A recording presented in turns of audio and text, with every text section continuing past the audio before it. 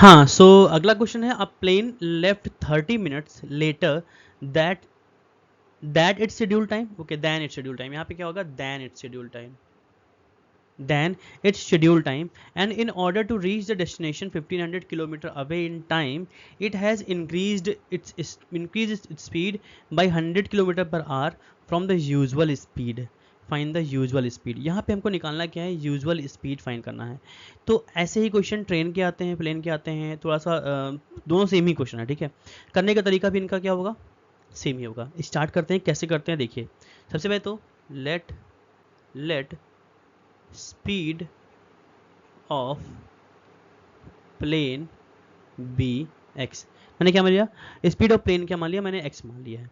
Okay, अब distance तो दिया हुआ है पहले से ही, डिस्टेंस जो है वो क्या है 1500 किलोमीटर पहले से ही दिया हुआ है, और स्पीड जो होता है वो होता है किलोमीटर पर आवर में।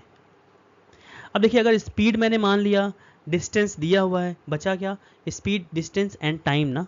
तो यहाँ पे टाइम बचा, तो एक काम करते हैं, हम यहाँ पे टाइम भी निकाल लेते हैं। Time is equal to distance upon speed, और डिस्टेंस कितना है, डिस्टेंस है 1500 अपॉन स्पीड है x।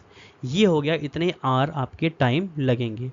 अब देखिए, मैं यहाँ पर अगर ध्यान से देखूँ क्वेश्चन, तो a plane left 30 minute later then it's schedule time and in order to reach its destination 1500 kilometre away in time it has increased its speed by 100 kilometre per our.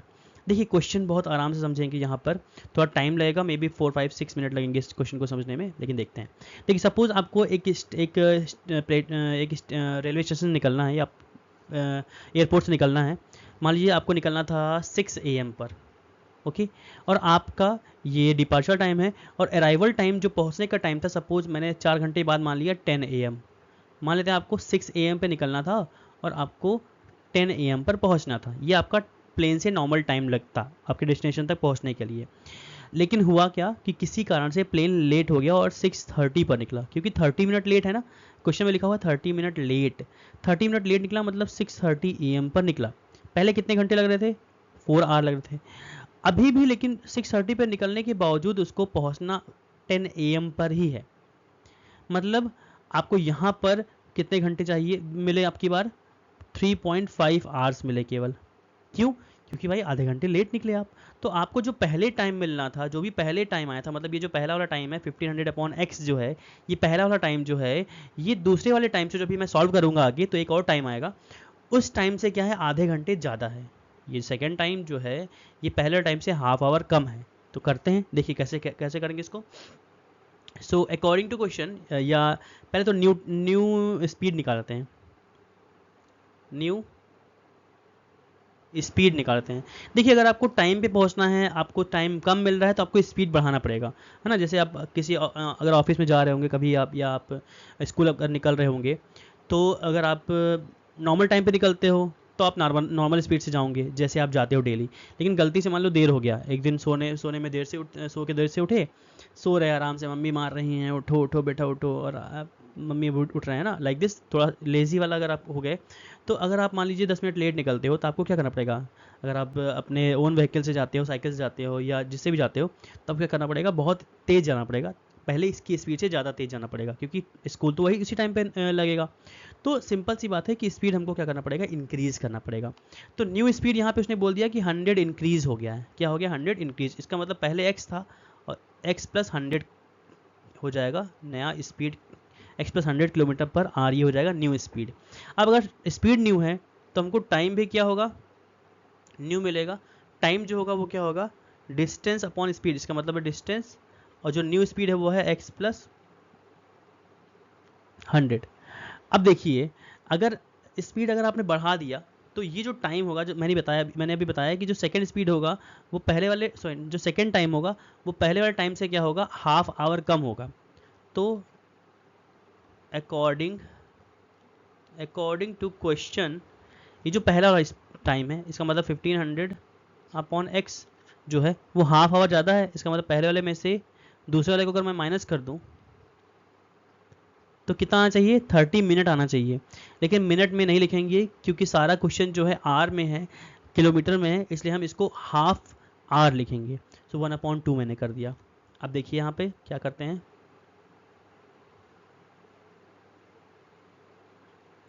इसमें से मैं एक काम करता हूँ, 1500 क्या कर लेता हूँ, कॉमन ले लेता हूँ। इससे होगा क्या, यहाँ बचेगा 1/x माइनस यहाँ बचेगा 1/x प्लस 100 और इक्वल में क्या बचेगा 1/2। यहाँ पर अगर मैं ब्रैकेट में देखूँ तो मुझे डिनोमिनेटर इक्वल करना पड़ेगा, तो मुझे क्रॉस इनटू करना पड़ेगा। क्रॉस इनटू मतलब x प्लस 1 का इनटू करना पड़ेगा, इधर आ जाएगा x प्लस 1 और -1 के पास चल आ जाएगा x, और नीचे क्या हो जाएगा, इन दोनों का हम आपस में नीचे इनटू करने वाले हैं, मतलब x का x प्लस 100 में हम इनटू करेंगे। होप्स आपको डिनोमिनेटर इक्वल करना आता होगा। चलिए यहाँ बचा 1500। इस ब्रैकेट में ध्यान से देखिए तो x x क्या हो जाएगा, कट जाएगा, ब्रैकेट बचेगा 100 और नीचे इंटू करेंगे तो x का इंटू x में करूँगा मैं तो एक्स स्क्वायर, और x का इंटू अगर 100 में करेंगे तो 100x यहाँ पे बचेगा और इक्वल में 1/2। अब ऊपर तो मुझे 1500 का इसमें इंटू करना पड़ेगा, तो 1500 इंटू 100 इसका मतलब 1,50,000 upon x square plus 100x equal है 1/2। क्रॉस इंटू करते हैं, सो यहाँ पे हो जाएगा x square plus 100x equal 1,50,000 into 2, 1,50,000 into 2। तो ध्यान से देखिए ये हो जाएगा 3 लाख। क्या हो जाएगा, 3 लाख। इस 3 लाख को मैं लेफ्ट में बुला लेता हूँ, x square plus 100x minus 3 lakh, 10 कम है, हाँ ओके। अब इसको क्या करना पड़ेगा हमको, इसका मिड टर्म स्प्लिटिंग करके हम लोग को क्या निकालना है, वैल्यू निकालना है, क्योंकि आप पढ़ रहे हो क्वाड्रेटिक इक्वेशन चैप्टर और आपको इसमें मिड टर्म स्प्लिटिंग करना ही पड़ेगा। तो ध्यान से देखिए यहाँ पे 3 लाख लिखा हुआ है, तो 3 लाख यहाँ पे 1 लिखा हुआ है, 3 लाख 1 अगर आप करोगे तो 3 लाख ही तो मिलेगा। इसका मतलब है इंटू करने पर क्या चाहिए आपको, 3 लाख चाहिए, इंटू करने पर 3 लाख चाहिए, और माइनस करने पर 100 आना चाहिए, क्योंकि 3 लाख के पास में क्या साइन है, माइनस का साइन है।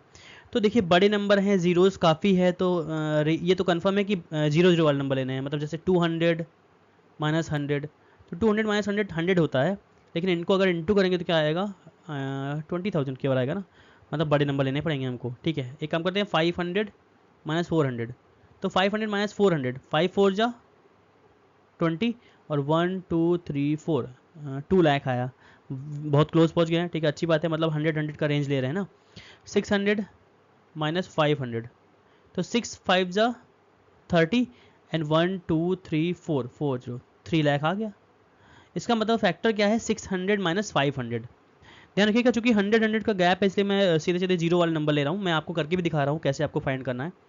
तो एक्स स्क्वायर प्लस यहाँ पर लिख देंगे 600 माइनस 500, बाहर x है माइनस 3 लाख, जीरोस कम है, एक और जीरो, हाँ ओके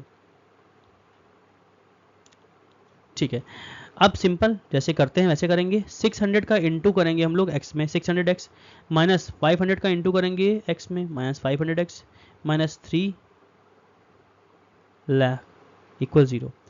अब हमको इरेज करना पड़ेगा यहाँ पर। देखिए फैक्टर निकाल के मैंने आपको दिखाया है, चूँकि 100 का रेंज था, इसलिए मैंने 100 जैसे 200 300 400 300 ओके, 500 400 600 500, तो 100 का मैंने रेंज लिया है, उससे मैंने चेक किया वो कंडीशन को क्या कर रहा है, फुलफिल कर दे रहा है, जिससे कि आपको आंसर मिल जा रहा है। ठीक है, फैक्टर मैंने करके दिखाया, बड़ा नंबर है, इसमें प्रॉब्लम होता है बच्चों को फाइंड करने में, तो इसलिए मैंने आपको करके दिखाया यहाँ पर। चलिए, और लेंदी क्वेश्चन है, मैंने पहले ही बोला था आपसे कि थोड़ा टाइम लगेगा, तो अच्छे समझिएगा। चलिए देखिए, सो फैक्टर तो मिल गया, अब कॉमन लेते हैं, इन दोनों में पेयर बना के हम कॉमन लेते हैं। तो इन दोनों में क्या कॉमन है, x कॉमन है, तो बचेगा x प्लस 600। इन दोनों में माइनस 500 कॉमन लेते हैं, क्योंकि मुझे x बचाना है ना, तो x बचेगा और प्लस 600 बचेगा। देखिए ये और ये दोनों ब्रैकेट सेम है, तो इसको एक बार लिख देते हैं, कॉमन लेते हैं, और बच गया x माइनस 500।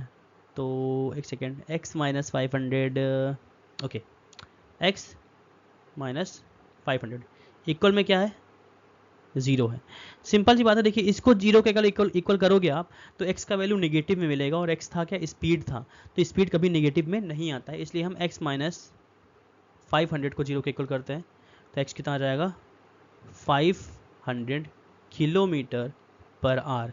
इसका मतलब है usual speed of plane equal क्या है 500 किलोमीटर पर आवर। ठीक है, होप्स आपको समझ में आया होगा। ये क्वेश्चन थोड़ा लेंदी है, ध्यान से पढ़िएगा तो आपको अच्छे समझ में आएगा। अगर नहीं समझ में आता है इसको दोबारा देख लीजिए आप, और अगर कोई भी प्रॉब्लम है तो मुझे आप कमेंट में रिप्लाई जरूर करिए। चलिए आगे बढ़ते हैं।